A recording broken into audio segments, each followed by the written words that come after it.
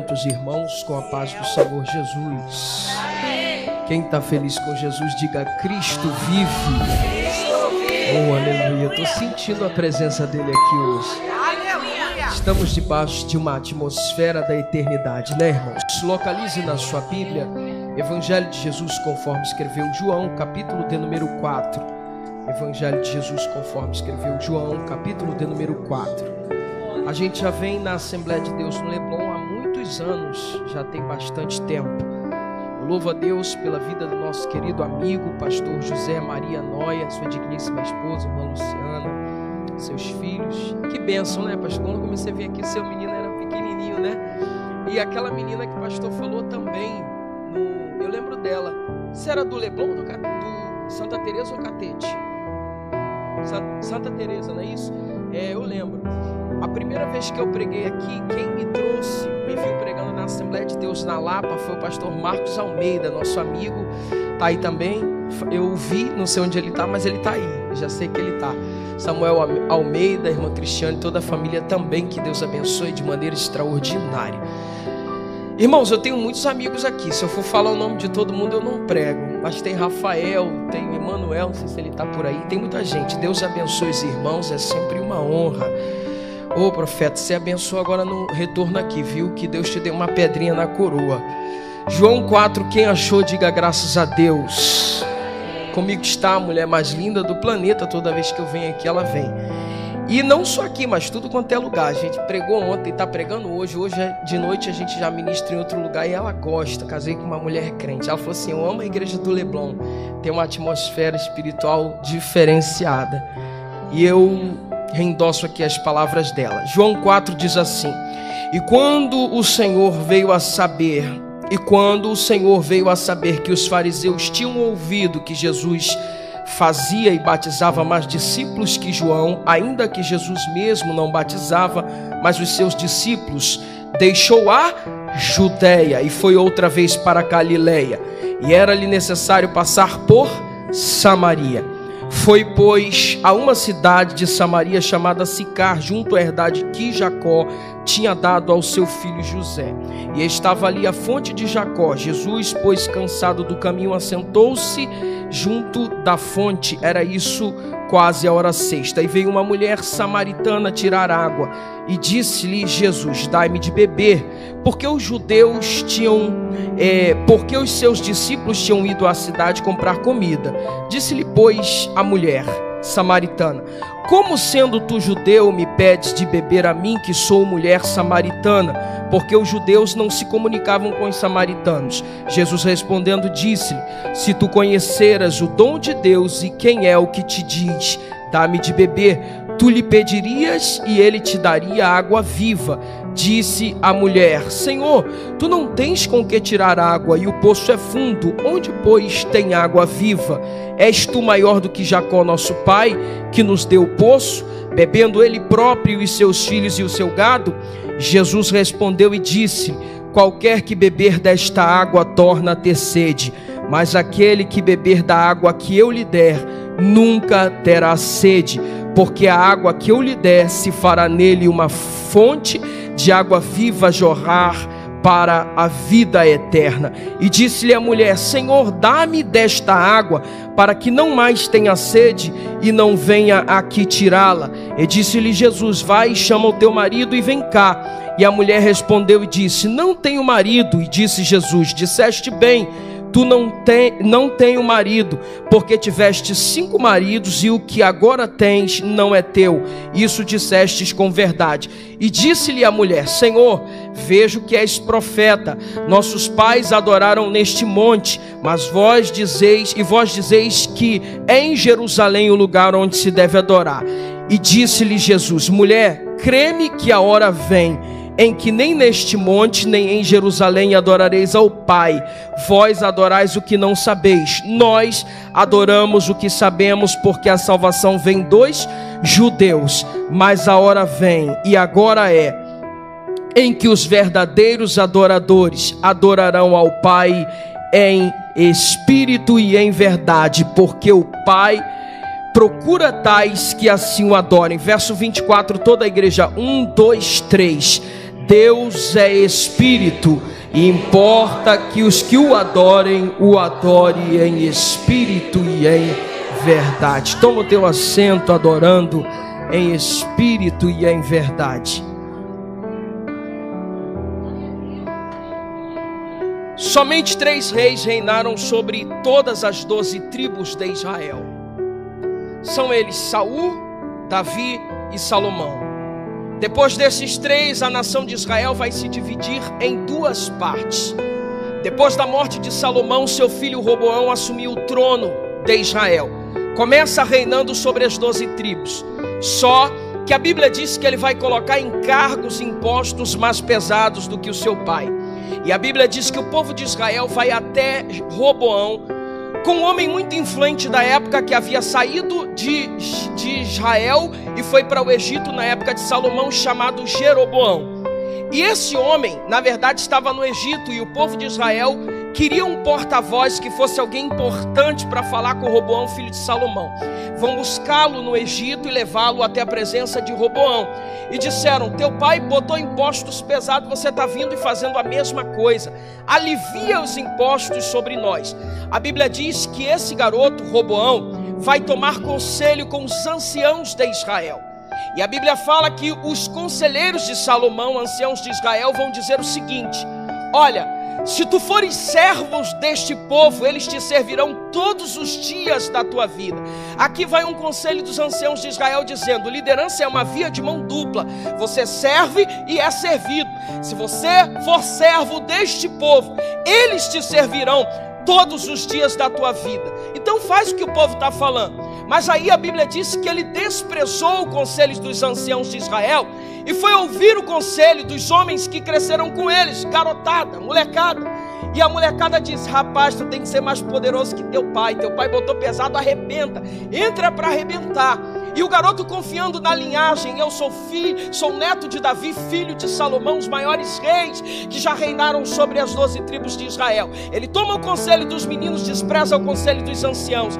E a Bíblia diz que aquilo vai gerar uma ruptura, uma divisão entre o reino de Israel. A Bíblia fala que quando ele disse para o povo: não vou aliviar, se o meu pai foi pesado, meu dedo midinho vai ser mais pesado do que tudo que meu pai já fez. Aí 10 tribos de Israel vão dizer: que compromisso temos nós com a casa de Davi? Se você quer colocar imposto, vamos dividir o reino. Então 10 tribos vão passar a se tornar a nação de Israel. E esse garoto que desprezou o conselho dos anciãos de Israel vai ficar só com 2 tribos, Judá e Benjamim. Ou seja, e vai passar-se a chamar nação de Judá, que tem por capital Samaria. Então Israel está dividido. Uma parte é a chamada nação de Israel, o reino do norte, que vai ser liderada por Jeroboão. Apesar dos nomes parecerem, não tem nada a ver um com o outro. E o filho de Salomão vai ficar só com 2 tribos por causa da sua soberba. Mas a Bíblia diz que aquilo fazia parte de um propósito do Senhor. E o reino do sul vai se chamar nação de Judá, tendo por capital Samaria, só com 2 tribos. E aqui o povo vai se dividir. E vai começar uma rixa entre judeus e samaritanos. Eu estou falando de uma rixa de quase 2000 anos atrás, que vai desembocar em João capítulo de número 4, no diálogo de Jesus com a mulher samaritana. Quando a mulher disse assim: como pode, sendo tu judeu, pedir para mim, que sou samaritana, de beber? Bom, as 2 nações fizeram o que era mal aos olhos do Senhor. O reino do norte, nação de Israel, que tinha por capital Samaria, fez o que era mal aos olhos do Senhor. E no ano 722 a.C., a Bíblia diz que veio os assírios com Assírios com A, porque tem a Síria com S, tá? Síria com S é a Síria de Naamã, general leproso. E Síria com A Síria é de Senaqueribe. Então 722 vem a Síria, que foi a grande potência no Antigo Testamento, e levou o reino do norte, que tinha por capital Samaria, para o cativeiro assírio. No tempo de Jesus, essa nação quase toda se dissipou. Só havia uns resquícios de samaritanos. E a Bíblia fala que Em 604, porque os anos são decrescentes, entre 606 a 604, acontece a primeira invasão babilônica do outro lado, no Reino do Sul. E é levado Daniel, Ananias, Misael, Azarias e os nobres de Judá para o cativeiro babilônico. A Babilônia invadiu o Reino do Sul, Judá, e levou um grupo para o cativeiro babilônico. Segunda deportação, Nabucodonosor volta a Jerusalém e vai levar 10.000 judeus para o cativeiro babilônico. Dentre eles vai o profeta Ezequiel e mais 10.000 judeus.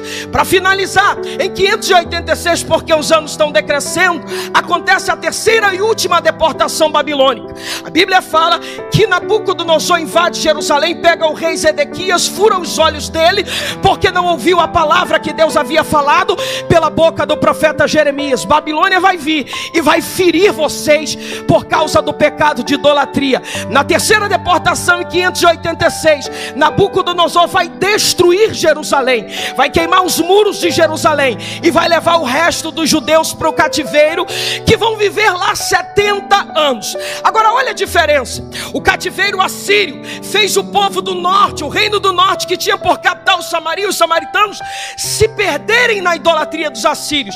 Só que o cativeiro babilônico no Reino do Sul fez um efeito contrário. Por quê? Porque o cativeiro sarou para sempre os judeus da idolatria. Lembra de Sadraque, Mesaque e Abednego?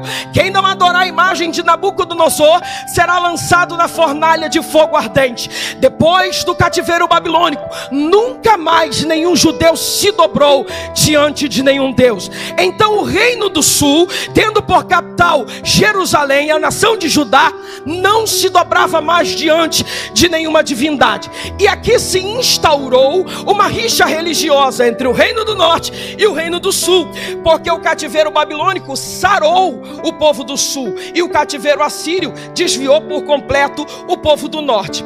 A Bíblia diz que aí começa uma rivalidade entre o Reino do Norte e o Reino do Sul. No ano 400 a.C., a história fala, F.F. Bruce, um grande historiador, ele diz que no Reino do Norte vai se levantar no Monte Gerizim um templo em adoração a Yahvé.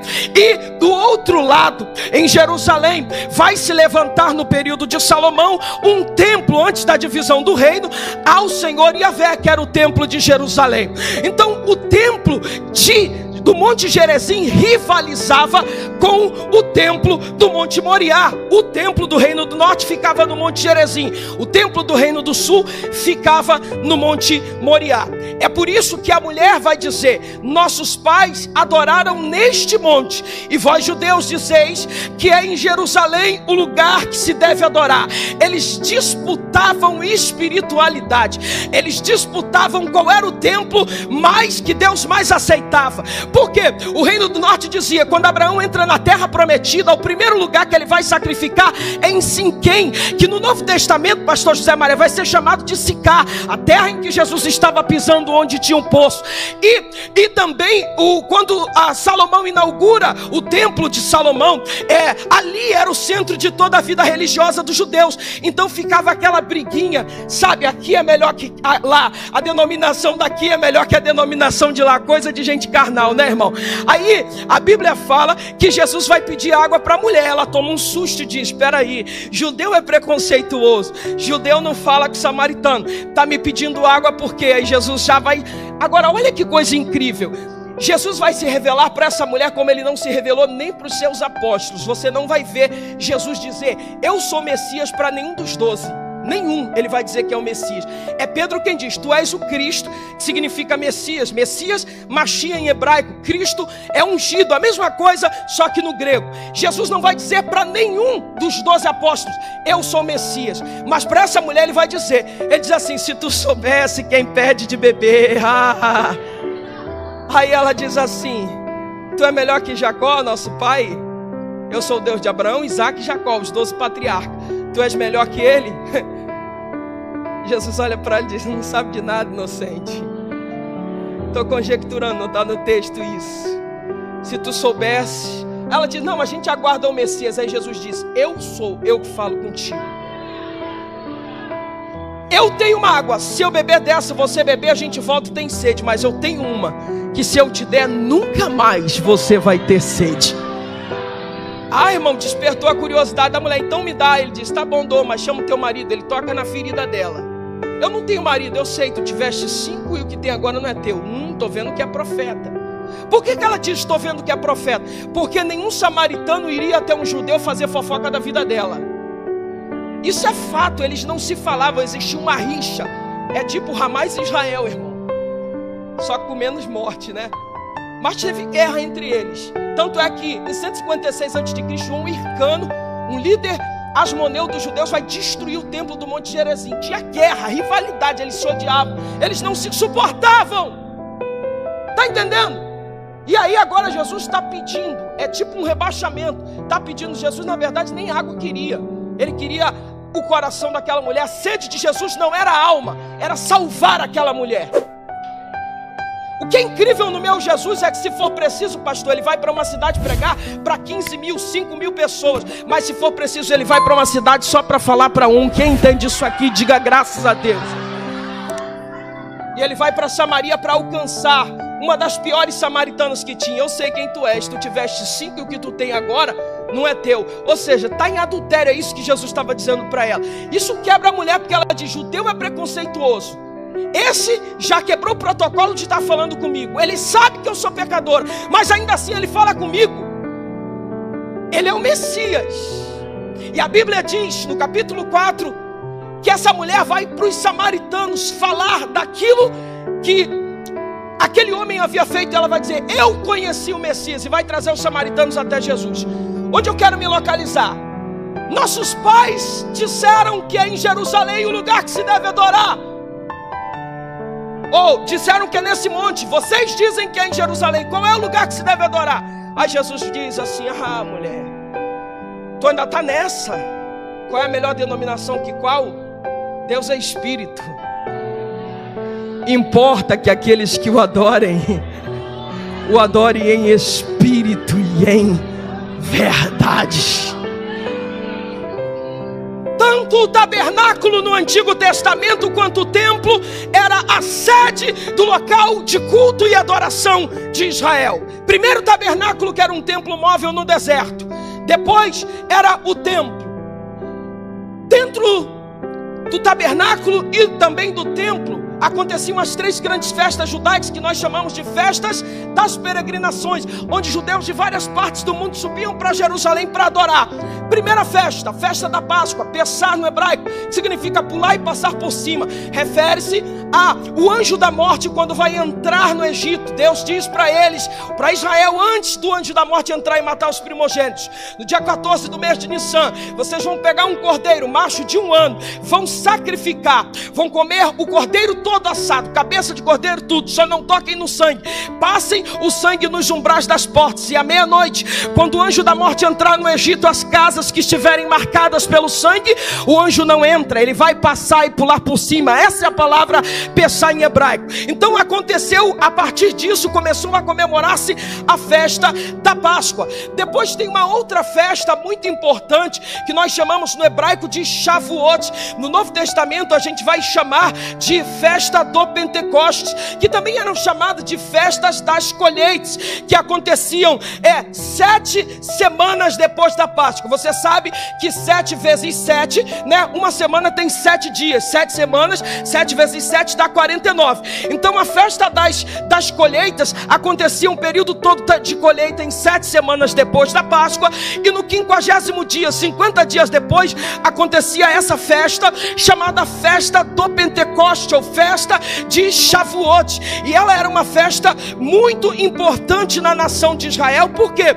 Porque ela abarcava toda a comunidade judaica, enquanto a festa da Páscoa era uma festa exclusiva só para a família, pai, mãe e prole. A festa do Pentecostes abarcava escravo, servo, livre, viúva, estrangeiro, órfão, quem quer que fosse abarcava. Então foi um momento propício para em Atos 2 o Espírito Santo ser derramado. Então tinha a festa do Pentecostes, e também uma terceira e última festa muito importante. Na verdade o povo judeu é muito festivo, são mais de 7 festas, mas essas são as 3 principais festas. A festa do tabernáculo, que a gente chama em hebraico de Sukkot, ou festas das tendas, porque Sucote em hebraico, Sukkah, significa tenda ou tabernáculo. Nessa festa, os judeus habitavam 7 dias em cabanas. Por exemplo, eu tenho minha casa construída de tijolo, cimento, mas durante o período dessa festa, e foi nessa festa, no último dia dessa festa, que Israel invadiu Ramás.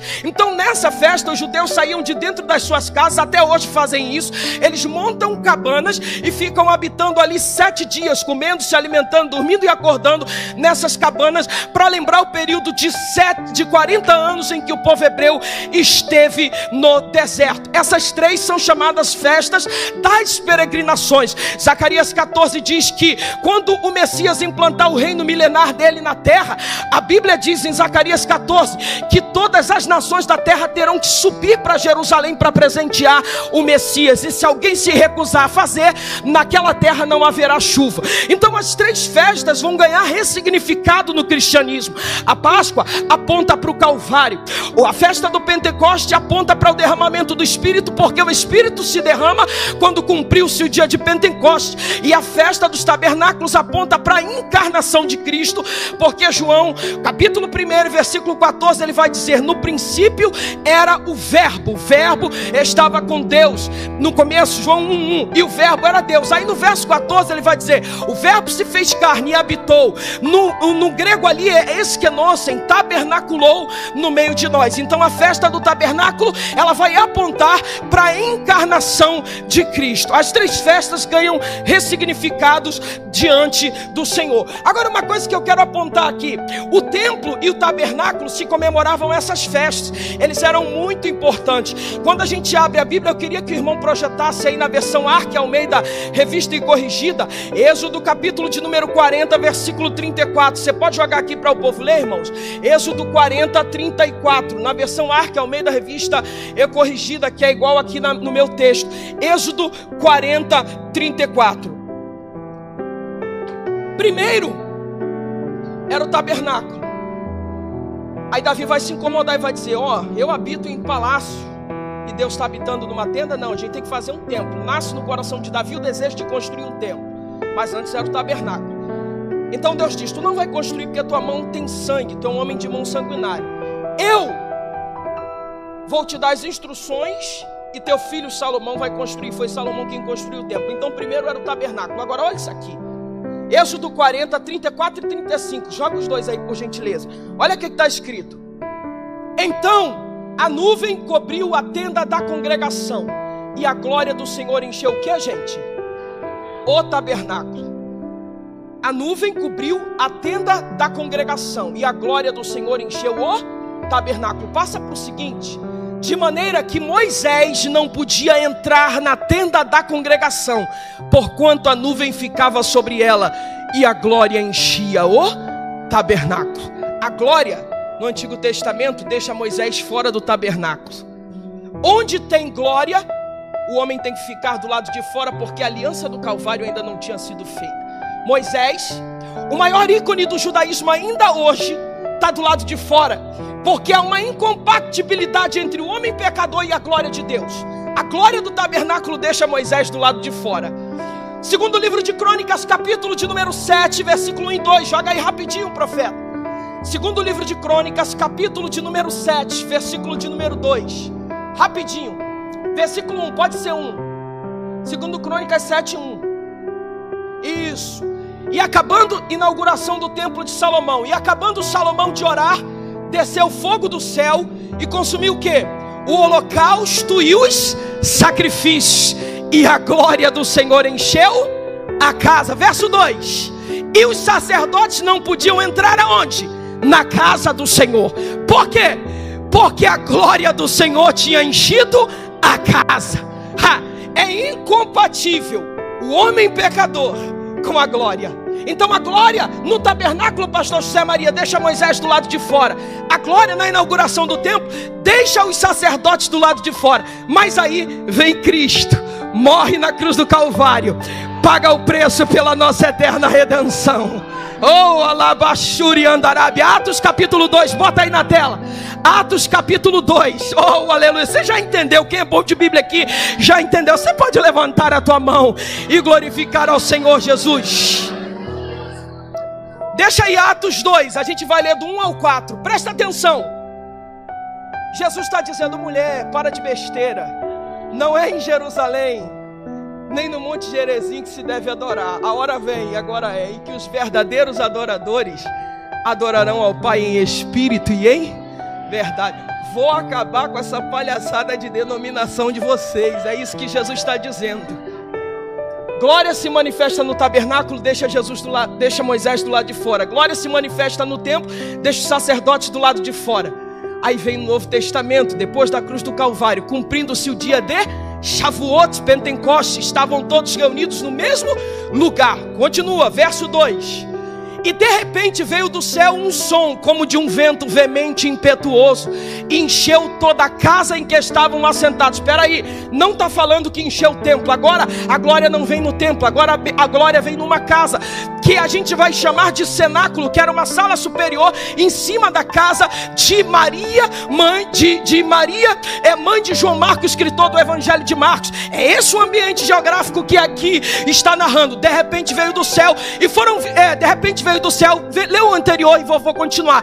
De repente veio do céu o que? Um som, eles estão ouvindo, um som de um vento veemente e impetuoso, encheu toda a casa. É isso que Jesus está falando. Não é mais no templo físico, agora é na casa, casa que eles estão. Encheu primeiro a casa, e foram vistos por eles línguas. Não, continua, volta ali rapidinho. Encheu a casa em que estavam assentados. Continua, verso 3. E foram vistos por eles línguas repartidas como que de fogo, qual repousaram sobre cada um deles. E todos foram cheios do Espírito Santo e começaram a falar em outras línguas, conforme o Espírito Santo lhes concediam que falasse. A glória deixa Moisés do lado de fora no tabernáculo, a glória deixa os sacerdotes do lado de fora no templo. Mas no Novo Testamento a glória não vai para o templo, ela vai para dentro de nós.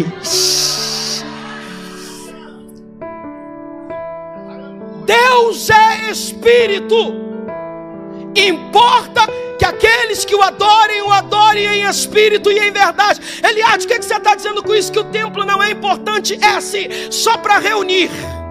Eu sempre digo que sozinho somos membros do corpo de Cristo, juntos somos igreja. O que 2 ou 3 ligar na terra acerca de qualquer coisa será ligada no céu. Aqui é o lugar de reunir, mas não te impede de, dentro do quarto da tua casa, botar o joelho na terra e sentir a presença inefável do Espírito Santo. Não te impede de estar no BRT, indo trabalhar, e dentro do BRT sentir a presença do Espírito Santo. Não te impede de estar em casa lavando, colocando roupa na máquina e ser cheio do Espírito Santo. Quem já entendeu isso, levanta a mão e adora o nome do Eterno.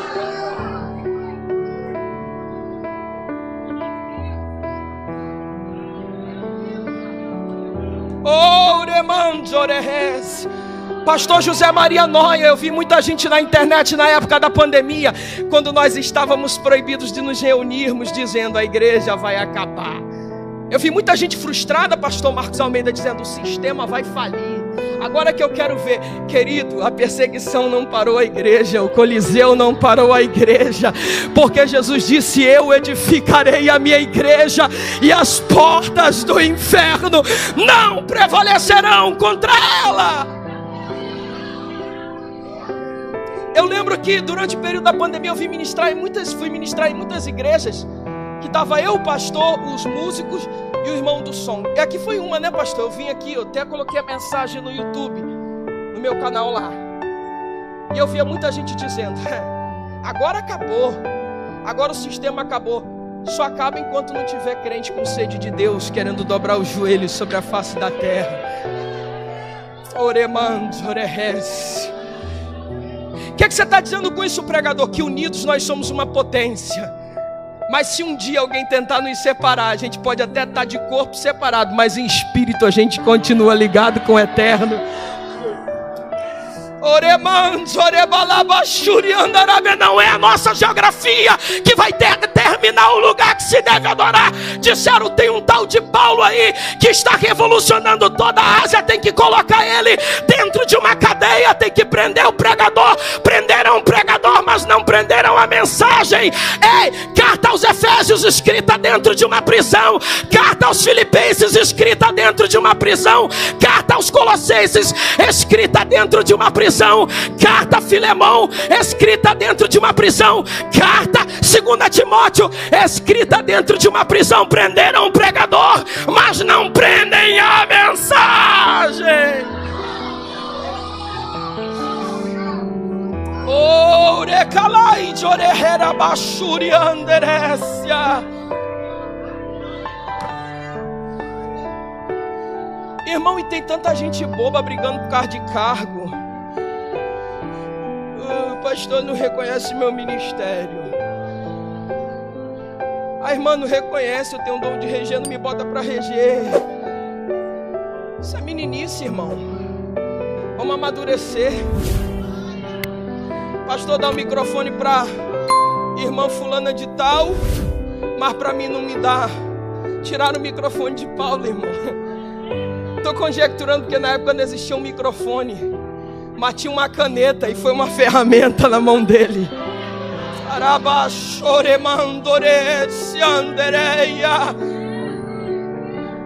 Já que a prisão não consegue segurar Paulo, a gente mata. Decapitaram o apóstolo Paulo, mataram os principais apóstolos da igreja. A mensagem continua reverberando até hoje. Porque pastor Marcos Almeida, quando Deus confia um ministério a nós, algo grande a nós, a nossa existência pode passar, mas a influência de quem veio sobre a vida do profeta não é humana, é do céu. E aquilo que Deus dá atravessa gerações.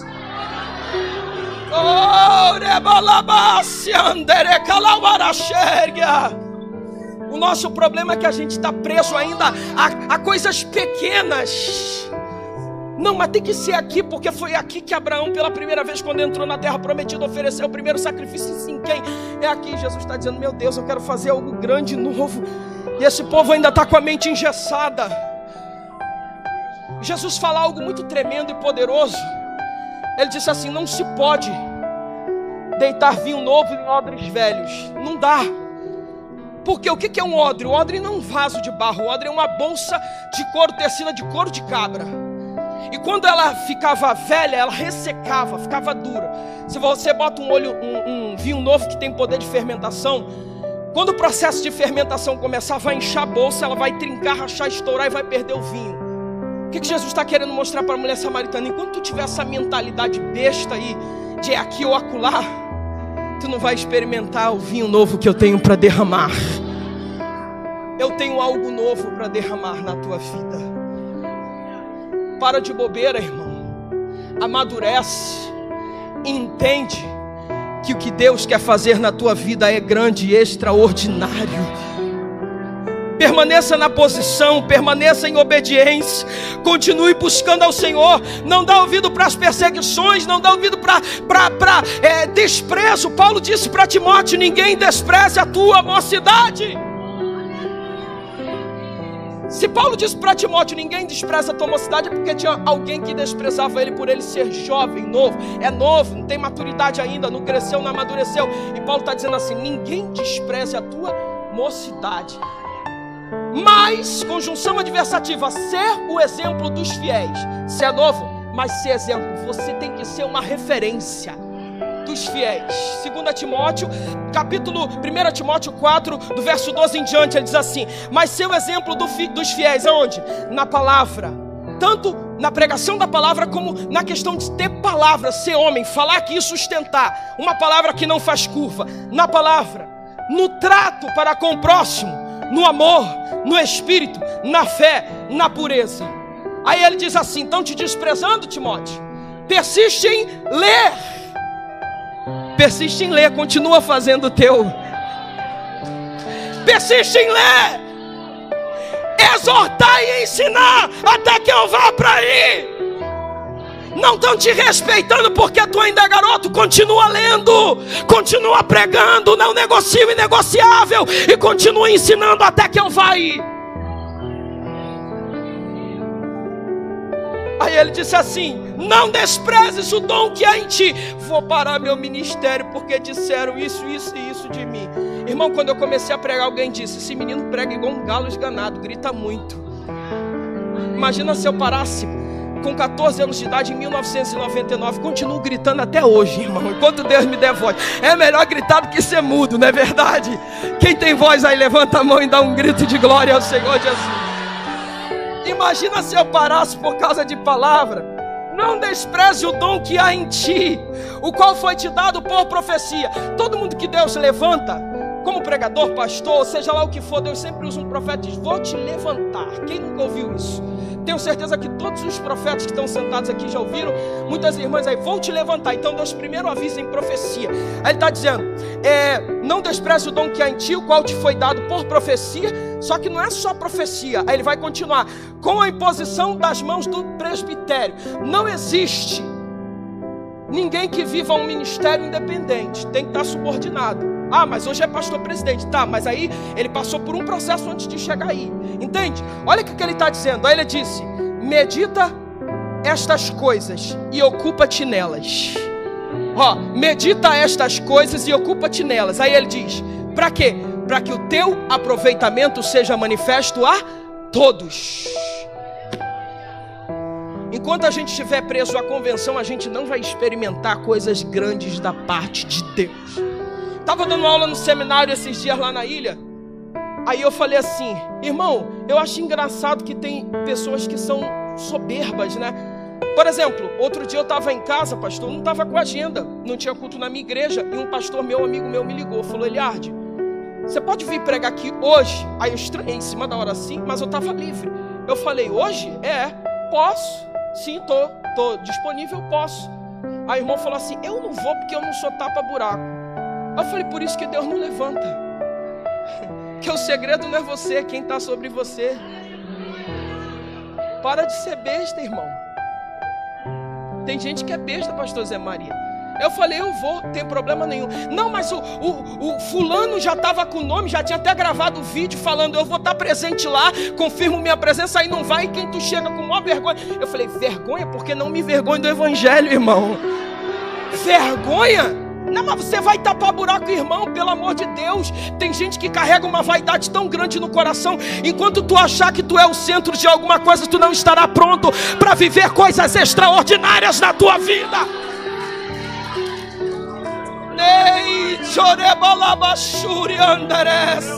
Eu só vou para o ensaio se o pastor José Maria me botar para ser o líder do departamento de adolescentes. Se não for isso, eu não vou. Eu só vou cantar se me botarem como solista principal. Eu só vou participar se me botar como regente. Irmão, pelo amor de Deus, vai ficar um tempo sentado na cadeira para entender que primeiro a gente faz para depois ser reconhecido por aquilo que a gente faz.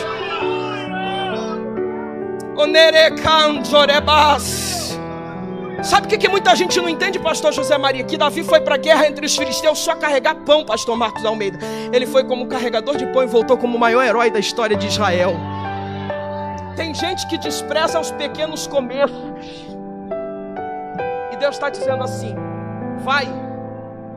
Jessé está mandando carregar pão? Vai. Porque para você será só mais um dia que você vai fazer algo que ninguém está te vendo. Só que em secreto tu está se preparando, persistindo em ler, está gastando tempo no altar de Deus. Talvez o pastor Zé Maria ainda não te viu, talvez o pastor da sua congregação ainda não te viu, mas tem um Deus no céu dizendo: eu estou procurando quem está disponível no meu altar.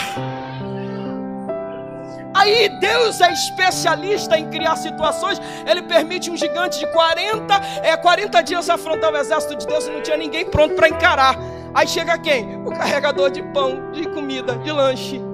Nem soldado era, não tinha nem credencial, não tinha especialidade na arte militar. Ele chega, quando ele vê 40 dias um homem incircunciso que não cortou o prepúcio, não fez aliança na carne, a circuncisão, desafiar o exército do Deus vivo. Ele diz: eu não estou acreditando que não tem homem para descer lá. A gente é o povo da aliança, não tem ninguém para descer, eu vou.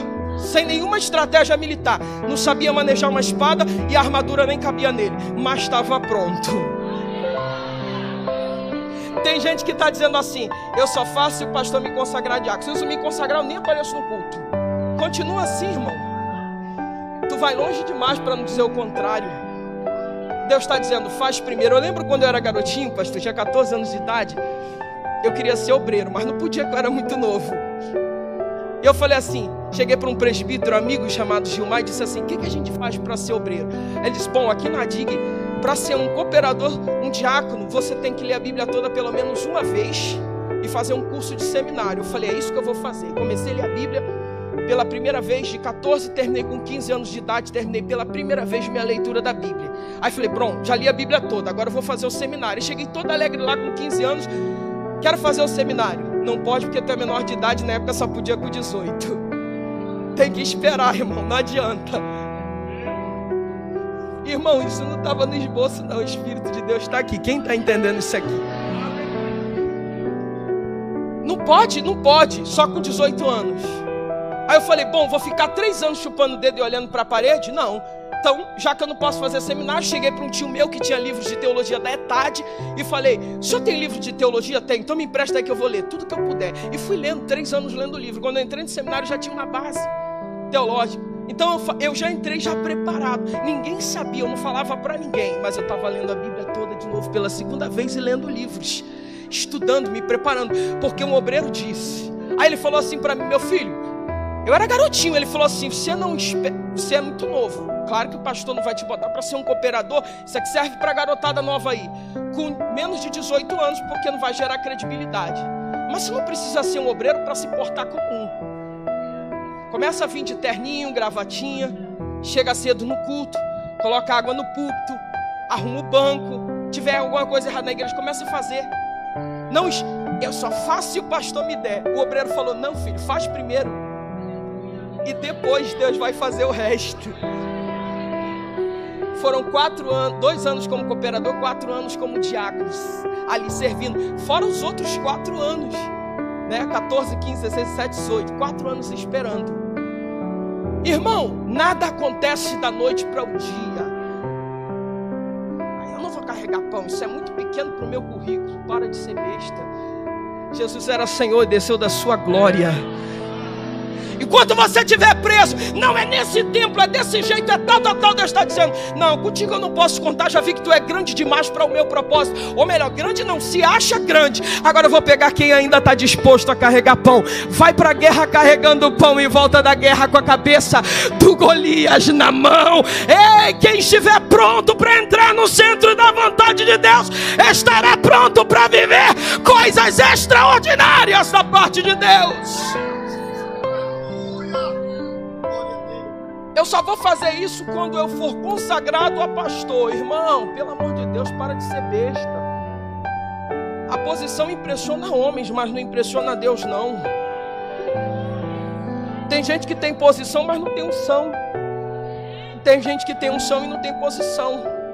Quer ver? Primeiro livro de Samuel, capítulo... Bota na tela aí, por favor. 1 Samuel, capítulo de número 16. Bota isso aqui, olha isso aqui, que coisa forte. Não estava no esboço não, mas vai agora. 1 Samuel capítulo 16, então, verso 13, 1 Samuel 16, 13, olha o que está escrito aqui, ó. Então Samuel tomou o vaso do azeite e ungiu-o, Davi, no meio dos seus irmãos, e desde aquele dia em diante, o Espírito do Senhor se apoderou de Davi. Então Samuel se levantou e tornou para Ramá. Samuel unge Davi, o Espírito do Senhor se apodera de Davi. Agora olha o verso 14, o que vai acontecer com quem está no trono. E o Espírito do Senhor se retirou de Saul, e assombrava um espírito mau da parte do Senhor. Olha isso. No Antigo Testamento, pastor Marcos Almeida, o Espírito era derramado sob medida. Então Deus lhe derramava o Espírito sobre reis, sacerdotes, juízes e profetas. Saul era o rei de Israel, ungido do Senhor, mas começou a pecar, fazer um monte de cagada. Está no altar, mas está vivendo como se não houvesse um dia de prestação de contas. Como Deus não tem compromisso com credencial, Deus diz: então tu está se vangloriando na posição. Eu vou pegar quem não tem posição para confundir quem tem. Não sou eu que estou inventando tentando, está na Bíblia. Deus derrama sobre Davi e retira de Saul. A partir do capítulo 16, todas as vitórias de Israel não vieram pelas mãos de Saul, vieram pelas mãos de Davi. Não tinha posição, mas estava na posição. Quem está entendendo isso aqui? Deixa eu liberar uma palavra. Tem promessa na tua vida, se coloca na posição. Volta a trancar a porta do quarto. Para de besteira. O Espírito Santo não é engessado, nem limitado a convenções humanas. Ele quer fazer coisas extraordinárias na tua vida. Quem está recebendo essa palavra, levanta a mão para adorar.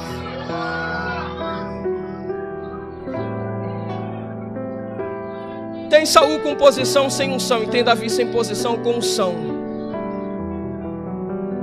Aí Davi agora vai assumir a posição, continua com a unção.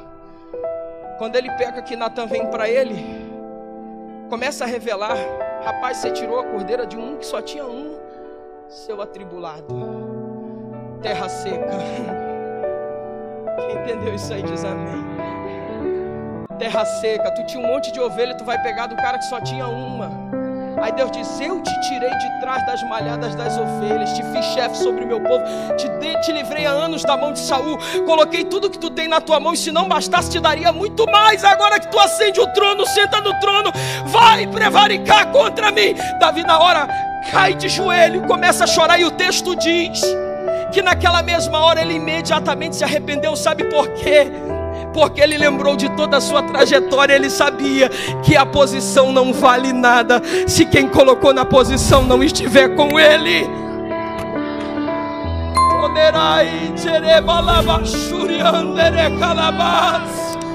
Enquanto o Espírito estiver sobre a tua vida, tu estarás pronto para fazer coisas extraordinárias.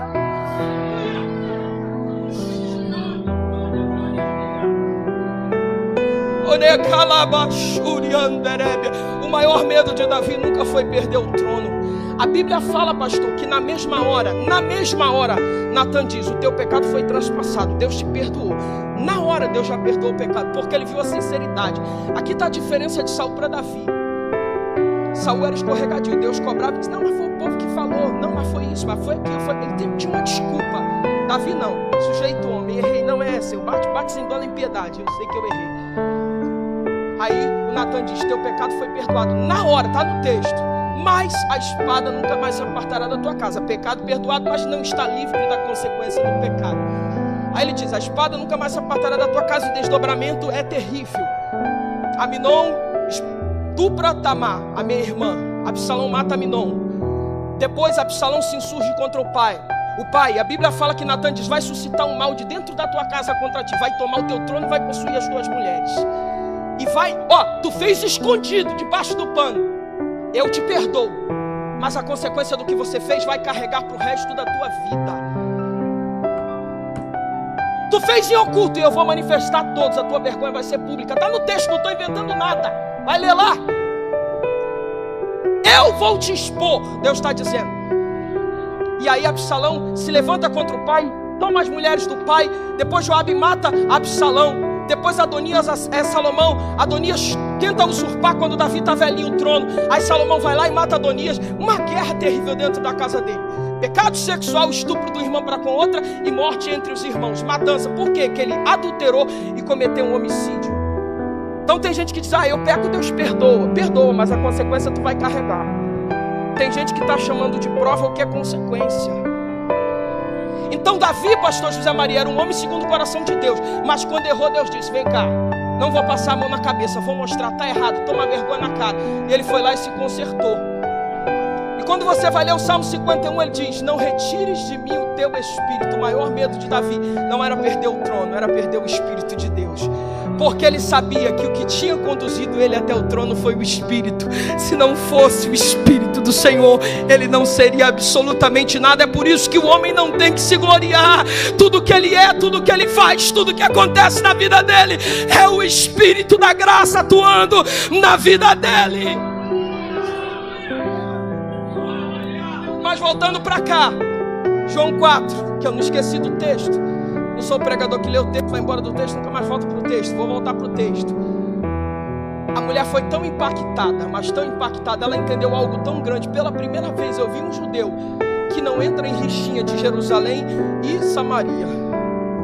E ela tão impactada, ela não tinha posição, ela não era missionária, ela não era líder da UFADEL, ela não era nada. Ela era só uma pecadora. E é uma pecadora que Deus vai usar, Jesus vai usar, para entrar em Samaria e dizer: eu conheci o Messias. Quem quiser vem. Vem, vem, vem. Até aquele encontro ela fazia tudo de errado. Depois daquele encontro, de pecadora a evangelista, que vai ganhar muitas almas para o reino de Deus. Quem está entendendo, fica de pé nesta noite, nessa manhã, adorando e bendizendo ao Eterno. Oh,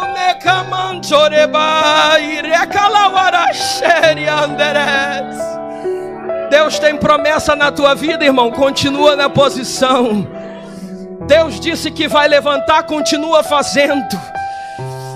Porque Deus é espírito, importa que aqueles que o adorem em espírito e em verdade.